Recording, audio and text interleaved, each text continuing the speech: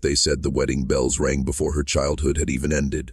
A pale dress, too large for her small frame, trailing through the dirt roads of a forgotten town, somewhere deep in the folds of the Appalachian hills. Her name, mostly erased from the records, whispered only in fragments of gossip and half-buried journals. But what they never wrote down was why she was married so young, or to whom. When the minister lifted his eyes from the Bible that day, his hands were trembling. The congregation didn't speak a word. They couldn't, because every face in that small wooden church carried the same blood. Cousins, uncles, fathers. The line between family and marriage had long dissolved into something murky, something unspeakable. It wasn't just poverty that drove them to it. It was survival, isolation.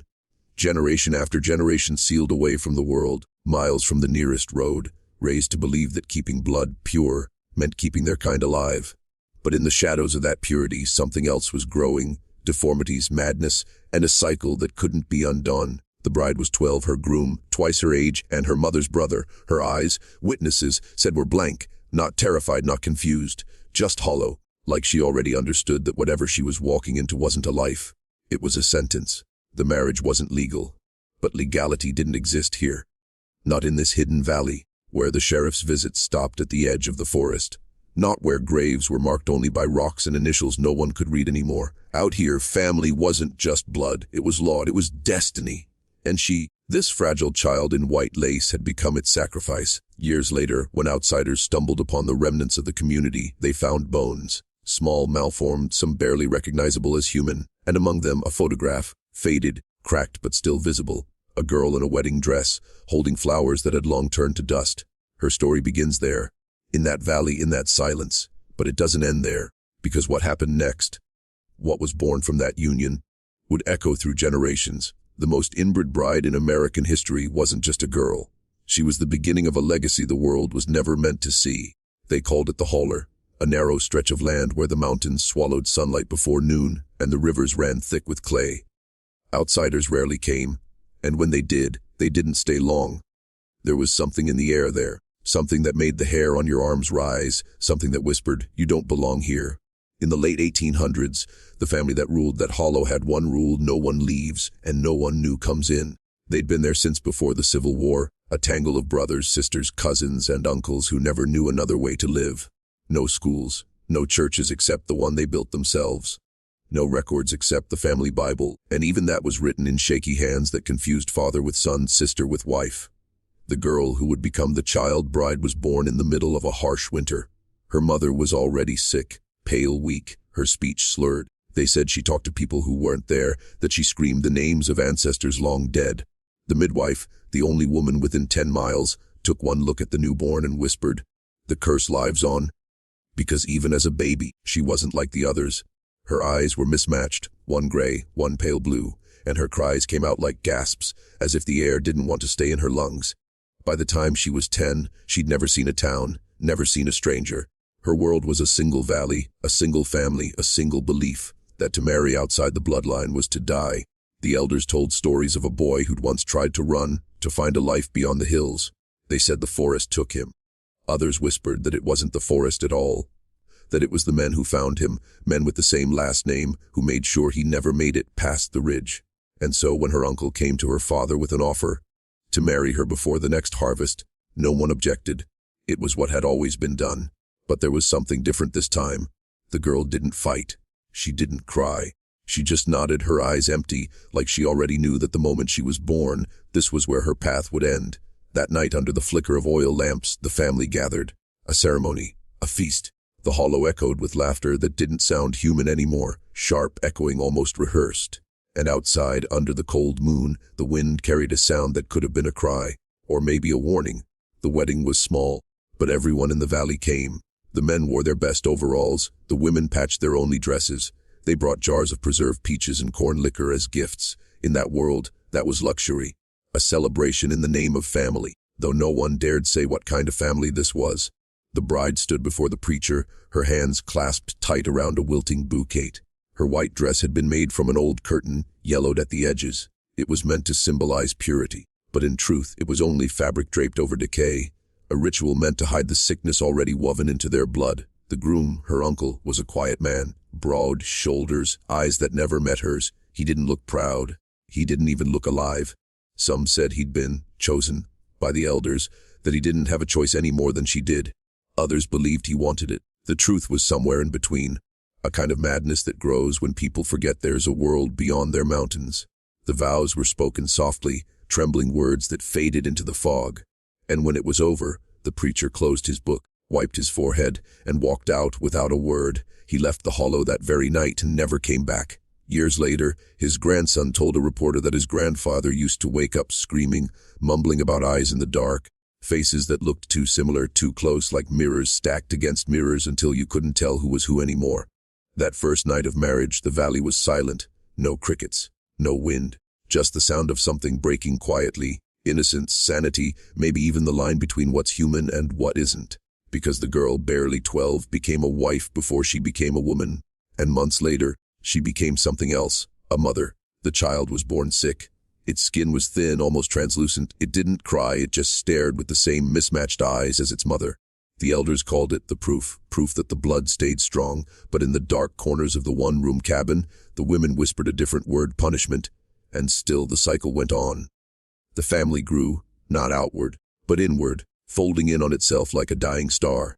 Each generation a little weaker, a little more broken, until finally no one could remember where the bloodline began or if it ever should have begun at all. By the time the girl reached her 20s, she looked decades older. Her face was thin, her body frail, her hair streaked with gray before its time.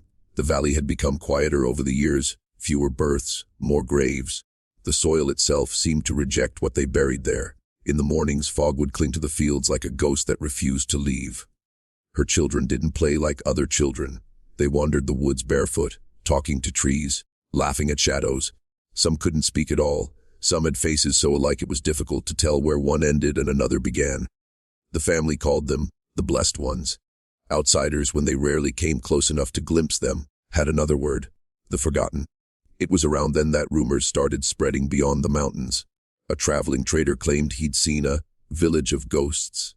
He told stories of strange shapes in the woods, of people whose eyes didn't look quite right, whose movements were slow, unnatural, as if their bones didn't fit inside their skin. The story reached the sheriff of the nearest town, who laughed it off. But curiosity is a dangerous thing. A few months later, 2 deputies rode into the valley. They didn't come back. Days later, their horses were found wandering near the creek, saddles empty, reins torn. The sheriff organized a search party. They never found the deputies. Only the remnants of a campsite, 2 tin cups, and a scrap of cloth from a deputy's uniform. Some said the valley swallowed them. Others whispered that the family had taken them in, which in that place could mean anything. As the years dragged on, sickness spread through the family. Some went blind. Some forgot how to speak. Others simply wandered into the forest one day and didn't return. The bride, the child who'd once stood in that makeshift church, became something like a matriarch, though she never wanted it.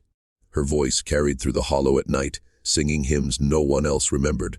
Songs that weren't quite Christian, but weren't quite anything else either. Those who heard them said the songs didn't sound human. They said they made the dogs howl, the birds scatter. Some swore that the echoes came back twisted, like someone or something was singing with her. In time, even her name was forgotten. Her grave, if she had one, was lost beneath the roots. But her legacy remained, in the faces of those who came after, in the whispers that rolled down the mountain every time the wind shifted. A legacy built from fear, silence, and a kind of love that had long turned to rot. By the early 1900s, the outside world had begun to change. Automobiles, electric lights, railroads carving through the wilderness. But the valley remained untouched, as if time itself refused to enter. When surveyors came looking for land to build a road through the region, they avoided that stretch altogether. Their maps left it blank, an empty patch of earth where, officially, nothing existed. But the blankness had weight. Stories leaked out. A hunter who stumbled too far into the woods claimed he saw figures moving among the trees. Pale, silent, their faces blurred by inbreeding and shadow. He said one of them watched him from behind a stump, its eyes different colors, its mouth twitching in a crooked half-smile. The hunter never returned to those woods, said he could still hear humming in his sleep. Meanwhile, in nearby towns, children whispered dares. Go to the hollow, see the inbred people, bring back proof. Some went, armed with flashlights and cigarettes, chasing legends. A few even came back, but those who did spoke differently after, quieter, slower, as if they'd left a part of themselves behind. Decades passed, but the bloodline endured. Some of them wandered beyond the valley, taking new names, marrying outsiders. But the sickness followed: birth defects, madness, strange disappearances. One doctor in Kentucky kept notes of families showing genetic abnormalities traced to a single Appalachian origin. His handwriting trembled on those words, like he knew he'd found something that shouldn't have been found. The bride's story had become a ghost tale by then, told in hushed voices around campfires. But the truth wasn't a ghost story.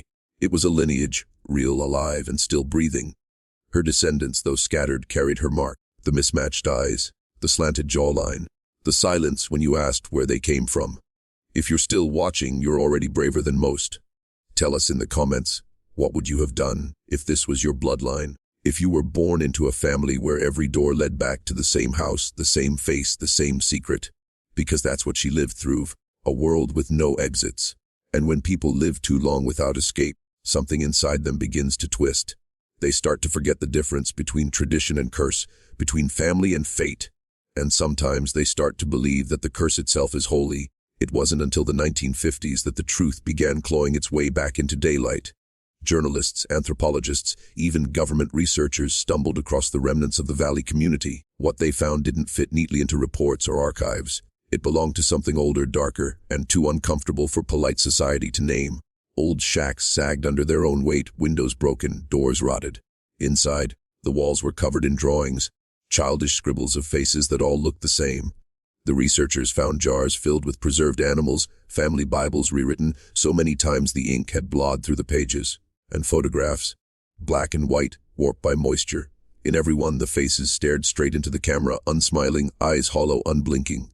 Among them was a picture of a woman, frail, gaunt, wearing what looked like a tattered wedding veil. Written on the back in faded inky, Mama, 1903. They believe it was her, the child bride who became the Hollow's mother. Her eyes were still mismatched, one pale blue, one gray. But there was something else there too, a kind of defiance, or maybe just exhaustion. When the researchers traced the bloodline forward, what they found sent shivers through academic circles. Descendants living under new names in small towns across the Appalachian border. Some with slight deformities, some perfectly normal, some who refused to speak at all when asked about their family. A few still bore that same uncanny stare, that same silence that seemed to echo through the generations like a warning. But the documents they gathered never saw public release. Most were quietly filed away, buried under layers of bureaucracy, labeled sensitive cultural material, maybe out of mercy, maybe out of fear, because exposing the full truth would mean admitting that something like this, something so brutal, so ancient, didn't just happen in a faraway world. It happened here, in America. Even now, the valley remains untouched. Locals avoid it. Hunters go around it. There's no sign, no road, not even a name on the map. But sometimes when fog rolls low over the mountains, people claim they hear faint singing, a woman's voice, thin and distant, rising from beneath the trees. They say if you listen long enough, you can make out the words. A prayer, or maybe a curse. And in that sound, the story of the most inbred bride in America lives on. Not in books or records, but in the silence the living still keep. Decades have turned the story into rumor, a flicker of memory buried under folklore, censored reports, and half-remembered warnings. But the truth is still there, waiting beneath the roots. Every now and then, a hiker goes missing in those hills. Search parties find the same thing: broken paths, strange carvings in tree trunks, and sometimes old remnants of stone foundations where no house should have been. No one stays after dark. Not anymore. The land feels alive there.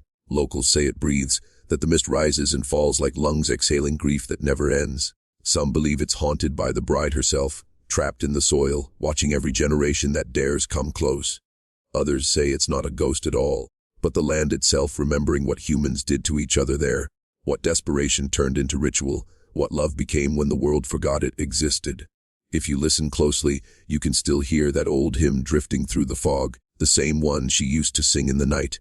The melody is faint, almost kind, but beneath it lies something heavier, the weight of memory, of choices made out of fear. And that's what this story truly is, not about monsters born of blood, but of isolation. When a family is left to vanish in the dark long enough, the dark starts raising them instead. The girl who married before she was grown didn't choose her fate, she inherited it. A legacy of confinement disguised as tradition. She was both victim and vessel, carrying forward a cycle no one dared to break. And though her name is lost, her echo remains.